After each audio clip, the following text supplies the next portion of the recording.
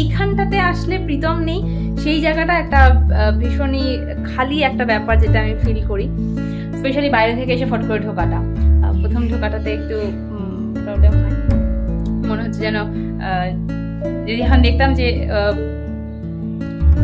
বলবোই না, বেশি ইমোশনাল হয়ে যাচ্ছে।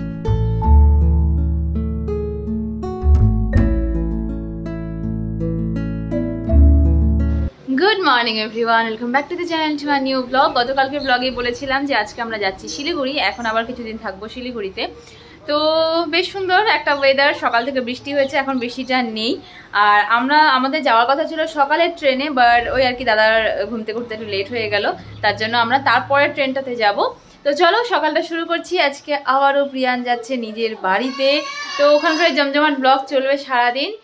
যাওয়ার আগে এখানে দিদিয়ার কাছে খাচ্ছে পকে, তাই না পকে? আর পকে আমাকে দেখেছে যে আমি রেডি, ব্যাস যেই দেখেছে আমি রেডি, ব্যাস ওই যে কার্টুন দেখ, কার্টুন বাজি হয়েছে, বোঝে সব, এখন বড় হচ্ছে না, যে রেডি হওয়া দেখেছে ব্যাস এখন আর থাকবে না, আমার কাছেই আসবে। ভাবছে আমি ওদের ঘুরতে চলে যাচ্ছি ওকে ছেড়ে। প্রিয়ানকে খাওয়ানো তো হয়ে গেছে, আমাকেও মা আলু মাখা দিল, খেলাম, এখন ভাতও রেডি করছে, বা এত সকাল সকাল ভাত খাবো না। দাদা আমাকে এই যে এই টি শার্টটা দিল, ও আগে থেকেই কিনে রেখেছিল ওর জন্য আমার জন্য, তো দাদার জন্য এটা আমরা দুজন ভেবেছি আজকে একই সেম সেম টি শার্ট পরে যাবো। এটা দাদার জন্য আর এটা হচ্ছে আমার জন্য। তো আমার ব্ল্যাক এর কালেকশন প্রচুর আছে, বাট হোয়াইট এর কালেকশন খুব কম। তো এদিকে মানে পকলে ড্যাডা একদিকে, দিদিয়া একদিকে, তোমাকে রেডি করানোর জন্য, আর তুমি এদিকে প্যাঁ প্যাঁ করেই যাচ্ছ। আচ্ছা ও কিন্তু খেলো না ভালো করে, গিয়ে ওকে আগে রং খেলছো। ফাইনালি এই যে আমরা রেডি, আমিও হোয়াইট পরলাম, পকোকেও হোয়াইট পরালাম। Tata Channu, tata. কান্নাকাটি ভেবেছে আমি ওকে ছেড়ে চলে যাচ্ছি। টাটা করলো, টাটা। যাই হোক তোমরা ভালো থেকো, দেখা হচ্ছে আবার কিছুদিন পরে। টাটা। ফ্লাইং কিস দাও, ফ্লাইং কিস দাও। চলো চলো আমাদের ট্রেন ঢুকে যাবে, চলো চলো চলো চলো চলো চলো। এই যে দাদা অলরেডি একটা ব্যাগ নিয়ে চলে গেছে, বাবার একটা ব্যাগ নিয়ে। আসি মা, সাবধানে থেকো। হ্যাঁ হ্যাঁ করাবো। মাঝ রাস্তায় এসে মনে পড়েছে ওর জুতো আনিনি, আবার এসে দাঁড়ালাম, বাবা গিয়ে ওর জুতোটা নিয়ে আসলো, এখন আবার যাচ্ছি। যে মালবাজার ছেড়ে দিয়েছে, এখন এখানে এসে আবার দেখছি দেখাচ্ছে যে মালবাজারেই আছে, ছোট কিছু বাধা হয় এখন পাচ্ছি।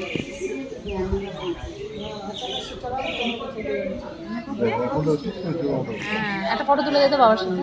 কি রে ফটো তো এমনি টুক করে তোলা যাবে। জাস্ট গুলমা পৌঁছালাম, এই গুলমাতে এসে এই যে পুরো সিটটা ফাঁকা পেলাম, প্রিয়ানকে শুইয়ে দিয়েছি। এতক্ষণ জাস্ট জ্বালিয়ে গেল, দাদার কোলেও গেল না, আমার কোলেই। তার মধ্যে ভিড় ছিল ট্রেনে, বসবে না, এতক্ষণে একটু শান্ত হয়ে বসেছে। বাবু সাহাব মানে একজন পা টিপবে, একজনের কাছে মাথা রাখবে। জাস্ট ট্রেন গুলমা থেকে ছাড়লো, বাবিকেও বলেছি আসতে একটু নিতে, কারণ দাদা এখান থেকে যাবে সোজা কোর্টে, ওর অলরেডি কোর্টের দেরি হয়ে গেছে, আর আমার সাথে আছে অনেকগুলো লাগেজ। তো প্রিয়ানকে নিয়ে লাগেজ নিয়ে একা একা যাওয়াটা একটু চাপ, তাই জন্য বলেছি নিতে আসতে। তো এইদিকে দেখছি পুরো মেঘ হয়ে আছে, মানে যখন তখন বৃষ্টি নামলো বলে, তাই না? পকে একটা বিস্কুট দিয়ে চুপ করিয়ে রেখেছি, দেখা যাক কতক্ষণ চুপ থাকে।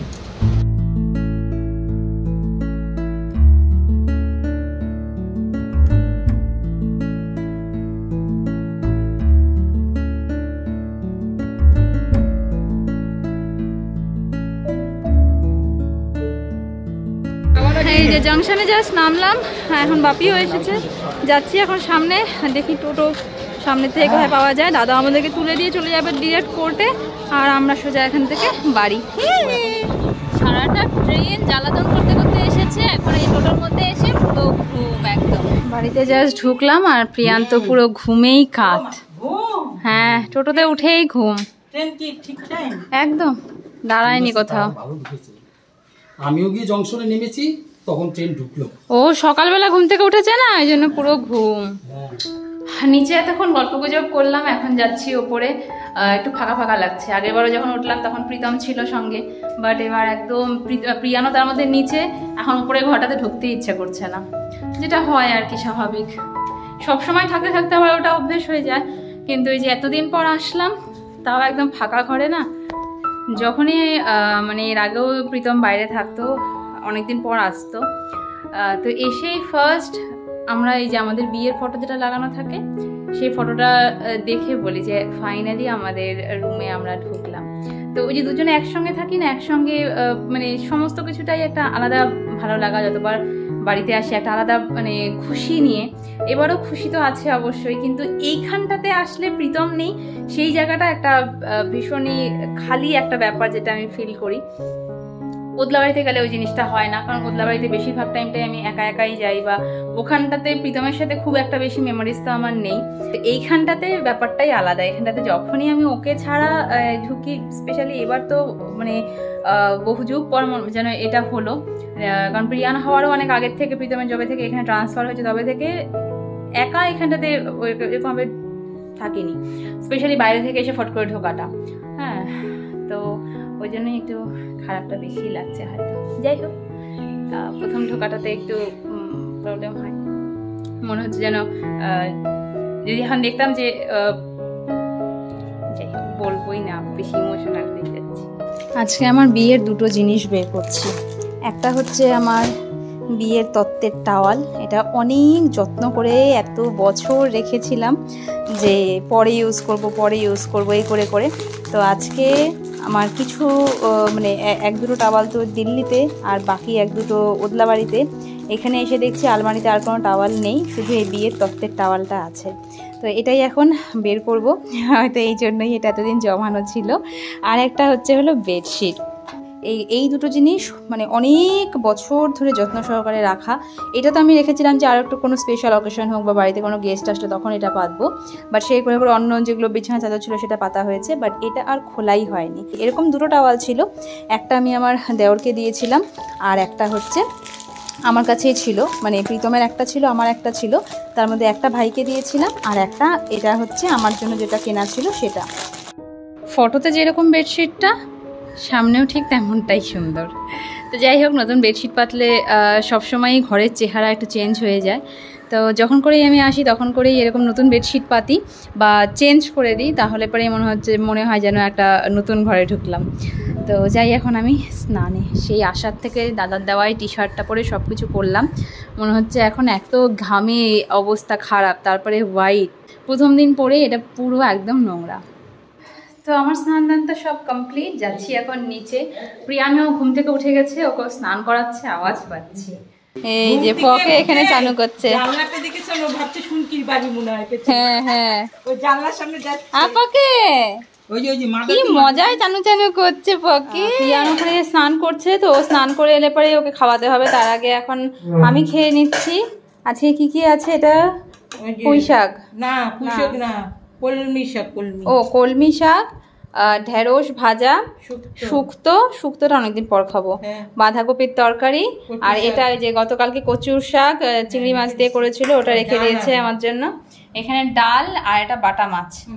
এই হচ্ছে আমাদের খাওয়ার মেনু আজকে। আমার লাঞ্চ কমপ্লিট, প্রিয়ানকেও খাইয়ে দিয়েছি। এখন যে কটা দিন আছি, প্রিয়ানকে আমি বলেছি প্রিয়ান নিচেই থাকবে, আমি এই রেস্ট করার টাইমটা দুপুরে একটু যখন ব্লগ এডিট করবো বা রাতে ঘুমাবো সেই টাইমটুকু ওপরে থাকবো, বাকি পুরো টাইমটা ও থাকবো দাদু ঠাম্মির কাছে। এখন আর ওপরে আমি আনবোই না। আর আজকে তো প্রথম দিন জাস্ট আসলো, দাদু ঠাম্মিরও ইচ্ছে করবে না ওকে ছেড়ে থাকতে। তো আমি যাচ্ছি এখন ওপরে, কারণ আমাকে দেখলে পরেই বায়না করবে হ্যাঁ যত। তো এখন আমি গিয়ে আমার ব্লগগুলো এডিট করি, তখন নিচে খেলাধুলো করুক, কারণ ঘুম তো পুরোপুরি কমপ্লিট, খাওয়া দাওয়া হয়ে গেছে, এখন আর কোনো কিছু প্রবলেম নেই। দরজাটা দিয়ে ভেতরে ঢুকতে গেলেই মানে খালি মনে হচ্ছে কি এদিক থেকে আবার প্রীতমের আওয়াজ পাবো, এদিক থেকে আবার প্রীতম হয়তো আসবে, কারণ যে কোনো জায়গাতে থাকুক না কেন শোনা শোনা একটুক্ষণ পর পর ডাকতেই থাকে, তাই জন্য আরো বেশি করে মিস করি। কি করছে পকে? হ্যাঁ খুলে ফেলে তো। কেন পকে, কেন খুলেছো? বুকুর তোলো, বুকুর তোলো, তোলো বুকুর তোলো। পকর জন্য দাদু এখানে আম এনেছে, এখন থাম্মি বসে বসে আম খাওয়াবে। দালা হাতে ধরবি না, একটা একটা করে দাও। খুব ভালো খায় আম। আঙ্গুর খেয়েছে? আঙ্গুর না তো, যে কলা, না না গাজর, গাজর কুচি কুচি করে কেটে। ওয়াও, আমটা মিষ্টি না খুব একটা, পাকলে মিষ্টি হবে। ভানো বাবা, আম ভানো ভানো, এটা একটু টক টক আছে আমটা। এই যে রিয়াদি এসেছে দেখা করতে। কে পাপা? টাটা করে দাও, টাটা করে দাও, টাটা করে দাও। রিয়াদির সাথে এতক্ষণ গল্প গুজব হলো। প্রিয়ান তো পুরো কান্নাকাটি, ওকে নিচের ঘরেই রেখেছি। এখন জাস্ট রিয়াদি আবার বেরোলো। আর যাই এখন দেখি প্রিয়ান কি টিভি দেখছে এখানটাতে প্রিয়ান।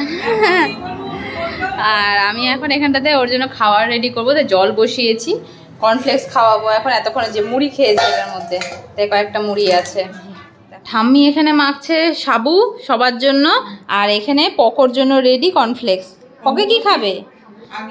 প্রিয়ানের খাওয়া তো কমপ্লিট, মা আর বাপিরও হয়ে গেছে সাবু মাখা খাওয়া। এখন এই যে আমি খাচ্ছি। এখন আর ঘরে থাকবে না, ওর এখন ঘুরতে যাওয়ার টাইম। টাটা টাটা, হ্যাঁ টাটা। বাড়িতে আসার পর থেকে এখনো অবধি পকো ওপরের ঘরে আসেনি, ও নিচের ঘরেই আছে। আর এত গরম না ওপরের ঘরটা, যার জন্য ওকে আমি নিয়েও আসিনি। আর ওই ওপরের ঘরে আসলে পরে একবার সিঁড়ি দিয়ে উপরে ওঠা নামা এই করতে থাকবে দৌড়াদৌড়ি, আমি একা আবার যদি সামলাতে না পারি, যার জন্য আর ভাবছি রাতের বেলা নিচেই শোবো নাকি। কারণ আসার পরেই মা বলছিল যে নিচের ঘরেই ঠান্ডা আছে, নিচের ঘরেই শুতে। তো দেখা যাক, কারণ অনেক দিন পর না ওপরের ঘরে ভাবছি, তাই পকোকে নিয়ে শোবো। তারপরে যদি রাত্রেবেলা কোনো দরকার হয় আবার নিচে থেকে ডাকাডাকি করা, তার থেকে নিচের ঘরে শুলে পরে কি কোনো রকম কোনো অসুবিধাও হবে না। টুকি টুকি, হ্যাঁ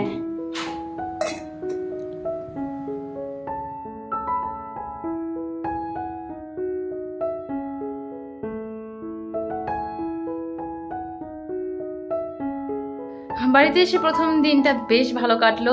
প্রিয়ান এতদিন পর বাড়িতে এসেছে, বাট এখনো পর্যন্ত ওপরেও নিজের ঘরটাতেই আসেনি। আমি ইচ্ছাকৃতই আনলাম না, যেটা তখন বললাম। এখন ঘুমিয়ে পড়েছে। আর এত তাড়াতাড়ি খাওয়া দাওয়া করে ঘুমের তো অভ্যেস আমার নেই, 9টা বাজছে দেখালাম। তাই জন্য আমি একটু উপরের ঘরে এসে প্রীতমের সাথে, মার সাথে, সবার সাথে একটু কথাবার্তা বললাম। এখন যাবো আবার নিচে, কারণ প্রিয়ান এত তাড়াতাড়ি ঘুমিয়েছে তো আবার উঠে যাওয়ার চান্স আছে। আমি পাশে থাকলে পরে আবারও ঘুমিয়ে পড়বে, আর যদি আমি পাশে না থাকি একবারে উঠে খেলা শুরু করে দেবে। তাই জন্য রিস্ক নেবো না, কারণ সারাদিনে আমিও ভীষণ ক্লান্ত। এখন একবারে ঘুম দিয়ে সকাল সকাল উঠবো। আর কালকে সকালে আসবে আমার পিস্তুত ননদ, যে আমার ব্লগে ফার্স্ট টাইম। আমিও ভীষণ এক্সাইটেড, আর অনেক দিন পর দেখা হবে ওর সাথে। সেই লাস্ট দেখা হয়েছিল মনে হয় 5-6 বছর আগে। তো তাই এখন তাড়াতাড়ি ঘুমিয়ে পড়াটাই ভালো। কারণ কখন আসবে সেটা টাইমটা ঠিক এখনো জানায়নি, বাট যখন তখনই আসবে, একটা কাজের জন্য ওরা আসছে। তো প্রিয়ান কালকে প্রথমবার ওর পিসিকে দেখবে। সব মিলে ঝুলে ব্লগটা কালকেরও বেশ ভালোই হবে আশা করছি। তো চলো আজকে আমি ব্লগটাকে আমি এখানটাতে এন্ড করছি। দেখা হচ্ছে কারণ নতুন একটা দিনের সঙ্গে নতুন একটা ব্লগের সময়। ঠিক দিনটা গুড নাইট। যদি ভিডিও ভালো লেগে থাকে please do like, comment, share and subscribe my channel. Tata.